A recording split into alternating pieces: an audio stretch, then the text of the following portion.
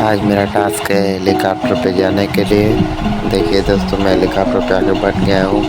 अभी पुलिस वाला आके मेरे को मार रहा है तो मैं पुलिस वाले को मारूंगा ही, क्योंकि पुलिस वाला मेरे को मारेगा तो मैं मारूंगा ही। देखिए पुलिस वाला मार रहा है, इसको मार दिया। आज सिर्फ हेलीकॉप्टर से तबाही मचाऊंगा, सिर्फ पुलिस वालों को मारूंगा, क्योंकि उस समय में एक बार आप लोग अगले वीडियो में देखे थे, गिरफ्तार कर लिए थे, जेल में बंद कर दिए थे।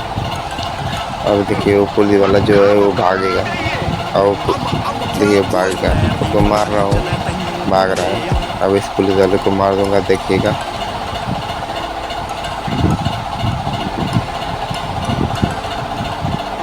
देखिएगा ये बस को फोड़ दूंगा, इस बस को फोड़ दूंगा, देखते रहिए।